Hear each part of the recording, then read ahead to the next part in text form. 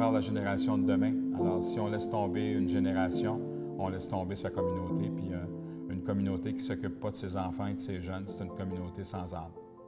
Ça ne prend pas que des mots, ça prend des gestes concrets, ça prend une présence. Parce que quand on parle de gens en situation d'itinérance ou qui vont le devenir, on parle de logement, on parle d'emploi, on parle de développement social. On a besoin d'aller voir les organismes et leur donner les outils nécessaires pour qu'ils puissent amener ces jeunes-là à bon port.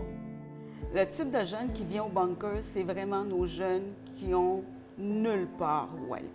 Et où, en temps de crise, on s'installe, quand on demande d'être confiné. Il faut savoir que chez les jeunes itinérants, déjà, la détresse est extrêmement répandue. Si on ajoute la COVID, on ajoute de l'anxiété, un sentiment aussi d'être stigmatisé, d'être tout seul.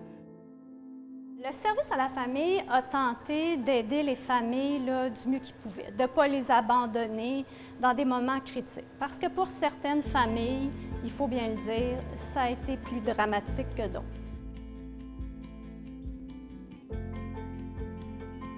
Mais ça va au-delà du nombre de jeunes par chambre parce qu'il a fallu, dès la porte, s'ajuster. Ce qu'on a décidé depuis le début, c'était de garder les services essentiels ouverts, c'est-à-dire d'offrir de la nourriture, mais aussi d'offrir un accueil. Ça permettait non seulement de les voir, de leur parler aussi, mais aussi de leur faire vivre les mesures d'urgence, de leur dire « mais c'est important que tu te laves les mains ». Parce que sinon, on va être obligé de fermer. Parce qu'on a offert des choses qu'ils ne pouvaient pas avoir ailleurs.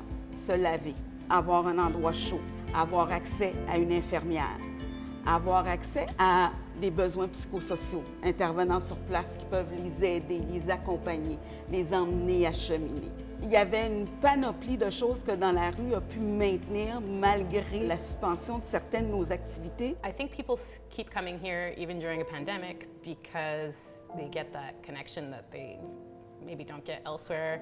I think food brings people together. I think they feel welcomed here, and they are. And I think it's really hard out there, and I think that hasn't changed. Like we're still here for them every day. Une personne, quand il a l'esprit ouvert, puis qu'il n'y a pas de préjugés, puis qu'il respecte l'autre pour ce qu'il est, déjà là, c'est une phase de guérison.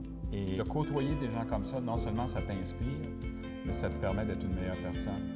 Et quand tu commences à être sensible à l'autre, quand tu vis dans cette humilité et que tu es à l'écoute des gens, c'est comme ça que tu les comprends. Puis c'est comme ça que non seulement on se rapproche, mais on peut faire partie de cette solution-là. Et à l'heure actuelle, Dans la rue, je trouve que ça a été notre plus grosse force.